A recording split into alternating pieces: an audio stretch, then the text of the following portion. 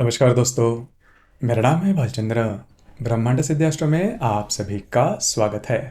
आज के इस वीडियो में हम चर्चा करेंगे दिनांक 8 नवंबर 2022 को जो चंद्र ग्रहण होने जा रहा है उसका जो प्रभाव है वह धनु राशि पर किस प्रकार का होगा। इसी विषय पर चर्चा इस वीडियो में हम करने वाले हैं।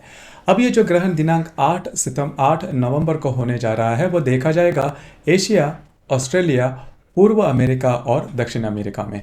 सूतक के बारे में अगर कहा जाए तो 8 नवंबर का जो सूतक है, जो चंद्रग्रहण का सूतक है, वो सूर्योदय से सूर्यास्त तक आप लोग को देखना होगा। उसी प्रकार जो वृद्ध, अशक्त या फिर जो गर्भवती महिला है उनके लिए सुबह 11 से लेकर शाम या फिर सूर्यास्त तक का जो समय है उसमें आपको सूतक के बारे में ओबे करना होगा या फिर पालना होगा। उसी प्रकार सूर्यास्त के बाद आप स्नान या फिर भगवान की पूजा, श्राद्ध, जप, होम, हवन कर सकते हो, दान भी कर सकते हो।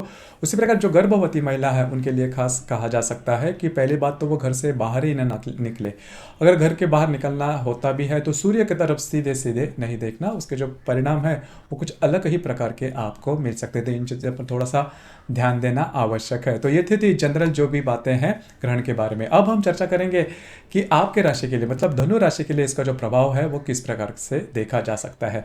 अब आपके राशि के बारे में अगर कहा जाए तो यह जो आपने देखा होगा कि इसके पहले का जो ग्रहण है जो कि सूर्य ग्रहण था वो आपने 25 अक्टूबर को अनुभव किया होगा, जो कि दिवाली के जो लक्ष्मी पूजन था उस समय में था या फिर उस दिन में था। अब ये जो ग्रहण है उस ग्रहण में और इस ग्रहण में थोड़ी सी मतलब फर्क है। अब यह फर्क क्या है कि यह जो ग्रहण है, इस ग्रहण में जो मंगल है वो भी वक्री हो चुका है दिनांक 30 अक्टूबर को।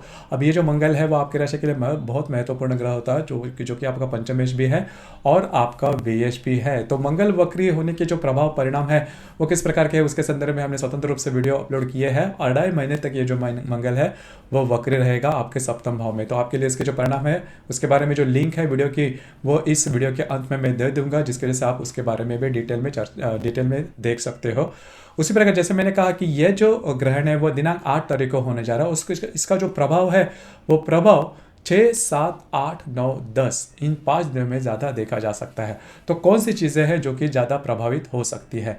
तो सबसे पहले महत्वपूर्ण बात, पंचम भाव में चंद्र और राहु की युति होने जा रही है और आपके लाभ भाव में सूर्य और केतु की युति होने जा रही है। यहाँ पर 2-3 बातें हैं वो ध्यान में लेना बहुत ही ज़्यादा आवश्यक है। जैसे कि आपके राशि का जो अष्टमश है वो चंद्रमा है, तो आपको स्वयं के स्वास्थ्य के बारे में ध्यान रखना बहुत ही ज़्यादा आवश्यक होगा। स्वास्थ्य के बारे में यदि आप किसी भी समस्या से पीड़ित हो तो उसके जो कुछ लक्षण है वो आपको दिखाई दे सकते हैं। तो अगर ऐसी कोई बात होती है तो ज़रूर उस पर ध्यान दीजिए, ज़रूर उस पर डॉक्टरी इलाज करना बहुत ही ज़्यादा आवश्यक होगा। जो गर्भवती महिला है उनके लिए, मतलब गर्भवती महिला खास करके धनु राशि के हैं, उनके लिए ये जो ग्रहण है वो काफ़ी ज़्यादा महत्वपूर्ण होता है। आपको स्वयं के स्वास्थ्य के बारे में ध्यान रखना ज़्यादा आवश्यक है। छोटे मोटे प्रॉब्लम या कॉम्प्लिकेशंस आपके लिए आ सकते हैं।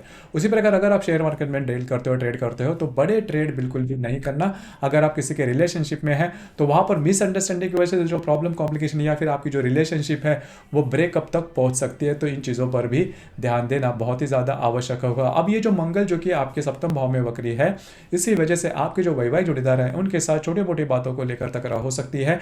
अब ये जो तकरार है वो काफ़ी बढ़ भी सकते हैं। खास करके इसके पहले भी अगर आप में और आपके जो वैवाहिक जोड़ीदार है उनमें किसी कारणवश अगर प्रॉब्लम है तो वो इन दिनों में, मतलब ग्रहण के जो प्रभाव वाले जो दिन मैंने गिनवाए, दिनांक थे 6 तारीख से लेकर 10 तारीख तक, इनमें जो प्रभाव है वो काफ़ी ज़्यादा बढ़ सकता है। तो स्वयं के ऊपर थोड़ा सा कंट्रोल करना थोड़ा आवश्यक होगा। उसी प्रकार सूर्य केतु की युति भी आपके लाभ भाव में होने जा रहे हैं। तो इस दरमियान, मतलब ये जो दिन मैंने गिनवाए, इन दिनों के दरमियान किसी भी प्रकार के महत्वपूर्ण निर्णय नहीं लेने। वो जो निर्णय चाहे छोटे हो या बड़े, बिल्कुल भी नहीं लेना, क्योंकि आपके जो निर्णय है वो चूक सकते हैं, आप भ्रमित हो सकते हो। देखिए ये जो ग्रहण है उसका जो बेसिक रहता है वो वही होता है कि आपके जो निर्णय है वो चूक सकते हैं, आप काफ़ी ज़्यादा भ्रमित हो सकते हैं। तो स्वास्थ्य के बारे में या फिर जो भी मैंने अभी बातें गिनवाई उसके संदर्भ में आपको ध्यान देना बहुत ही ज़्यादा आवश्यक होगा। हालांकि इन दरमियान, मतलब ये जो दिन है इसमें आपका जो रोज़मर्रा की जो काम है वो आप कर सकते हो, इसमें कोई प्रॉब्लम नहीं आएगी। लेकिन आउट ऑफ द वे जाके काम नहीं करना है। ऐसे काम जिसमें आपको रिस्क लगता है या फिर ऐसे काम जो भी हमने क्षेत्र के इसके रिलेटेड काम कोई है तो उसके बारे में बड़े निर्णय बिल्कुल भी नहीं लेना। तो दोस्तों ये था जो ग्रहण दिनांक 8 नवंबर को चंद्र ग्रहण होने जा रहा है, उसका जो प्रभाव है वो धनु राशि पर किस प्रकार का होगा। इस प्रकार अन्य राशि पर भी इसका जो प्रभाव है इसके वो किस प्रकार का होगा, इसके संदर्भ में जो लिंक है वो इस वीडियो के मैं अंत में दे दूंगा, ज़रूर देखिए। और जो मंगल वक्री है जो मैंने कहा, इसकी जो लिंक है उस वीडियो के वो भी मैं दे दूंगा, ज़रूर देखिए। आज का भी जो वीडियो है वो आपको कैसे लगा, आपने किस प्रकार से अनुभव किया, नीचे कमेंट बॉक्स में ज़रूर कमेंट करना। और अपना जो चैनल है ब्रह्मांड सिद्धि एस्ट्रो, इसे भी लाइक शेयर और सब्सक्राइब ज़रूर करना। धन्यवाद।